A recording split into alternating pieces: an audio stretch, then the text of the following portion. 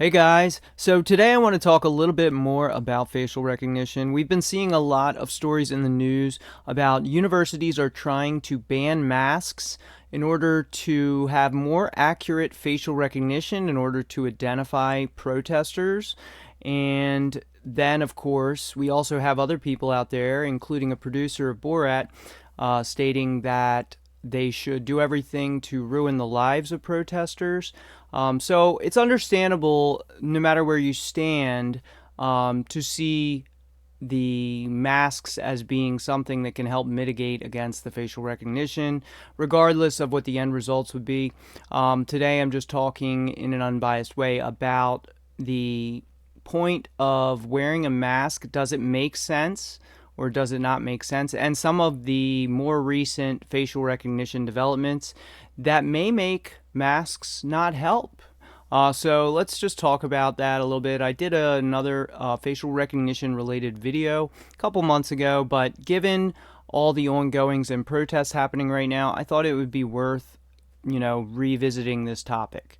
So what we see here is a group of protesters. This isn't relevant to, I don't actually know if this is a current protest, but we can see they're wearing masks. But what I want to point out is that some of their biometric data is not fully covered. So as you can see, the different haircuts that are unique identifiers to each individual. You can see the ear shape. You can see all of the different measurements between different points on the face and head. But not only that, you also have the walking gait. So, the way you walk is also another unique identifier.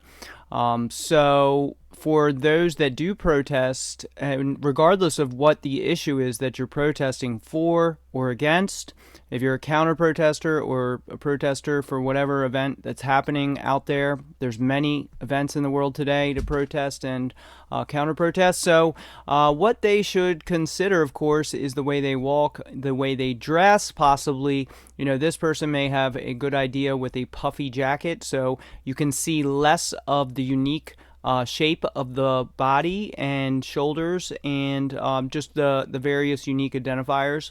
So the more fluffy the clothing, of course, is going to mask some of those features. Wearing a hat, wearing a mask. Now I'm going to also go into more detail on this because there's also newer technology that can see through the mask. So that's something to consider, and we're going to talk about that in this video. So that's why I'm doing this video, because there are some subjects I didn't cover in the last facial recognition video. So when we talk about facial recognition, it's now full body biometric unique identifier detection. So unique way of walking, you have voice recognition, so your voice as well can be voice printed and then can be recognized as well when uploaded online. So that's another way protesters are identified. Then let's also talk about how cops are using a different thing today called DNA. So they're actually running facial recognition tests against DNA that may have been at the scene of a crime, so possibly a victim involved crime. Personally, I believe that if there is no victim, there's no real crime. That's just my stance on what protects your freedom, at least if you want to keep your liberties. Otherwise, unwinnable wars are going to continuously erode our liberties until there's really nothing left. That's just my personal opinion on it. So I do believe in a system that goes after, of course, I'm not against the existence of police, of course. I do believe, if somebody is hurt, of course you need some kind of, repercussion to, get justice. So one of your family members is hurt. So I'm not doing this video against police necessarily, but more so to talk about the subject of facial recognition itself and how it's also being weaponized to push political narratives and to intimidate people from protesting and participating in protest. So with the facial recognition systems, there's also various companies. There's one called Parabon that allows the police to actually take a DNA sample and get a printout of what a person may actually look like just based on that DNA sample. So at Parabon Nano Labs, they say they can turn DNA into a face. So of course, once you get the DNA sample, you can run it through their algorithm, and then they can produce what they say could look like the individual. But the problem is that it's not necessarily 100% accurate. In fact, I'm sure it's not 100% accurate. It's far from it. And they've even tried to do silly things like a guy looked like Woody Harrelson, so they put Woody Harrelson's face through the facial recognition in order to find a suspect that was said to look like Woody Harrelson. So as you can see, some silly ideas being pursued here, and they're even doing something even less likely to work, using a forensic artist description. So somebody describes someone just based on basic words, and they say there's freckles here, wide cheekbones or something, and then they try and run that through a facial recognition system. So we can see how this could really turn on people, how you could actually find justification to arrest people who are completely innocent, and using flawed technology gives you the justification to pursue people who are innocent. And it's using technology is the problem there is it's able to justify it, at least. If some scientist says this is very accurate, maybe they're even paid by the company, but the courts may uphold it as some kind of probable cause, which I see as highly problematic, especially when you're using things like an artist's rendering of a verbal description of someone. I mean, how can that be accurate to begin with? There's so many people that have similar sounding descriptions, but this just allows them to turn more people into suspects where they otherwise wouldn't be a suspect. So let's talk a little more about Corsight. Corsight, which is saying to model face recognition after DNA profiles. So Corsight is an Israeli company that specializes in facial recognition and has marketed itself, of course, to fighting terrorism, which basically is a large way that Israel gets their tech into various countries around the world, because they are basically the leaders in the war on terror. They have a long history of, even Netanyahu wrote a book called something about the war on terror, and he also predicted the World Trade Center coming down as well in his book. So there's a lot of industry over in Israel that does want to integrate this technology, and it's not just for catching potential terrorists, it's also for the smart city program. So that is another thing you'll see a lot of by Corsight, which is the desire to integrate into the smart city initiatives. So we can see that they have this story on them building profiles on DNA. Let's go ahead and watch a quick video on Corsight, this Israeli company that can actually see through masks. Wonder who these people are? These faces are hidden to the naked eye, but one company has unmasked their identities. Israeli company Corsight AI uses an artificial intelligence-powered facial recognition system to ID a person in seconds. What makes this technology so groundbreaking is that the AI can recognize a person's face even if it's covered, even if they're wearing a helmet or a mask, as during the COVID-19 pandemic. While most other facial recognition technologies work only when a person's face is uncovered, Corsight's advanced system goes one giant step further. Using a reference image as a starting point, it can ID a person with just half of their face being visible, which makes it ideal for the coronavirus pandemic. I see most of... Well, there we go. May as well implement it, given the coronavirus pandemic, all that. Another reason to cover your cities in mass surveillance. The players in the face recognition market struggling with the COVID masks. But our system was built from... Oh, that's sad, isn't it? Facial recognition companies are struggling because of COVID masks. Don't worry. Corsight is here to save the day. To be able to recognize people from only part of the face. We were built to find a single terrorist within a crowd when it's There's a terrorist under every rock. There's a terrorist behind everything. Live in fear. trying to disguise himself, when it's trying to hide himself. So we don't need a full face. In low light or even through a reflection. The new technology is already being used in airports, hospitals, and law enforcement agencies around the globe. Most of our customers we cannot disclose because they are intelligence agencies and law and special law enforcement units in different countries. I can mention That makes sense. I mean, a lot of American law enforcement does train in Israel as well with the IDF. So, not too surprised that law enforcement was lobbied for this technology. Now, here's what I find interesting. They mention that Corsight uses DNA in their actual reports, but then they also don't disclose all the technology. Well, here's another thing I found interesting is that they also offer services to hospitals to check the temperature using thermal cameras. So my thought is it possible they're using these thermal cameras to reveal what's under the mask? that we are deployed in several police units in Asia, in Europe, and even in Israel. In Israel, the company is currently testing its technology in a hospital to protect healthcare workers. Combining the artificial intelligence with a thermal imaging camera, they check to see who's coming. So I do have to wonder, like, is it possible to use those thermal cameras to actually be picking up the other biometric features under the mask? It would make perfect sense.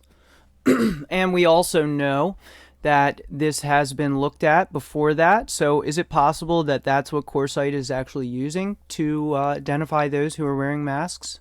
I'm also going to talk about ways that this type of technology may possibly be defeated in some cases. Just as a human rights perspective, I believe everyone has a right to privacy. I don't believe we should live in so much fear that we put ourselves in some kind of digital police state. That I'm against. So we can see that in this particular paper at the NIH website that they used a thermal camera to generate what they believed using AI. So interestingly enough, sounds a lot like Corsight, doesn't it? Using thermal imagery, which Corsight says they're using DNA to determine the face. I'm starting to wonder if they may be using the thermal cameras that they advertise to the hospitals as the way to identify the actual face under the mask. They won't reveal all of their abilities, so of course I'm taking a guess here. I haven't seen any information on them stating publicly they're using the thermal cameras to identify the face, but I'm starting to wonder that because this came out a couple years before Corsight. And it would line up with their development. Just a possible guess here. As you can see, they can see right at the shape of this biometrics of the face. So let's take a look. I did look up, and they do have thermal recognition, or at least they have thermal cameras, and they say that's just to tell the temperature for pandemics, but I really think they may be using those thermal cameras for more than just checking your temperature. So let's talk a little bit about mitigations, how this type of technology, if it was using the thermal cameras as shown, how might a person who wants to attend a protest and is afraid to do so because they don't want to lose their entire future or have their life ruined, maybe there's a way around these thermal facial recognition possibilities. So you can also see another example of thermal facial recognition here. So this is in complete darkness. As you can see, if someone were wearing a mask, I think this is likely how companies like that are trying to read through the mask. I mean, of course, we know before this, so before anyone says anything, of course I know the eyes. So when someone wears a facial mask, you still have that area around here, and you also of course have up here if they're not wearing a hat or a helmet really. So Corsight advertises being able to read faces with a mask on and a helmet, so basically a bike helmet type thing.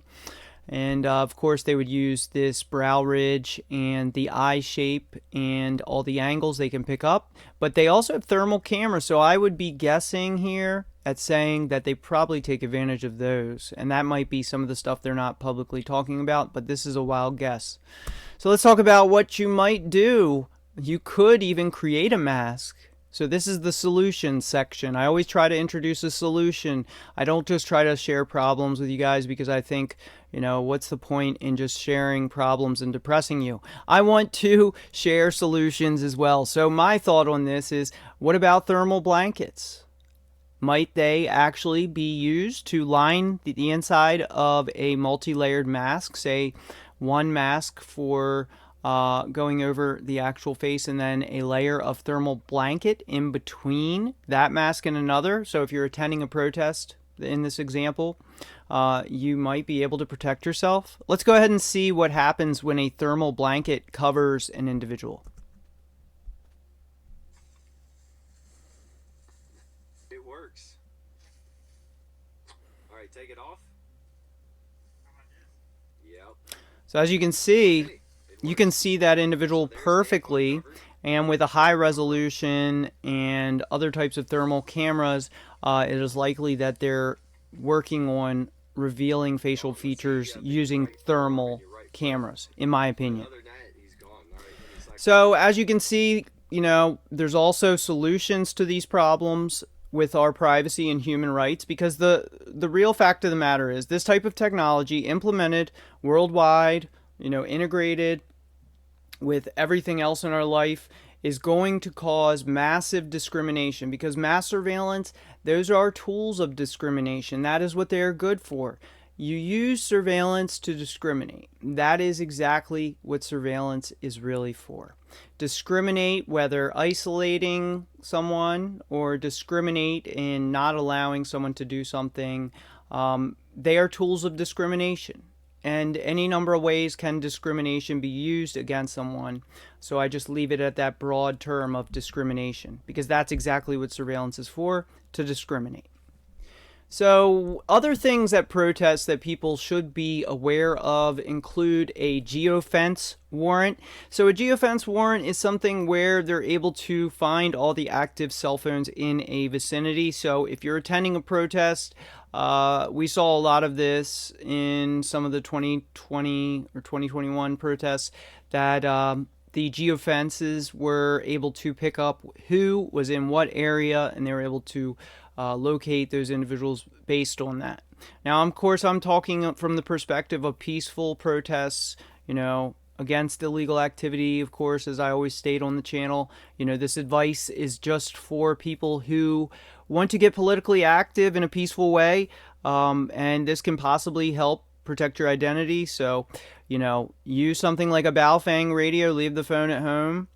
If you have a Baofeng or another type of radio, handheld radio, that isn't going to be vulnerable to geofence warrants, so people can communicate if they are organizing for peaceful protest. That is one way, or counter protest. So like I said, this is an unbiased video.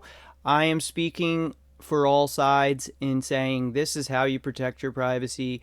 These are a few measures you can take. Leave the phone at home.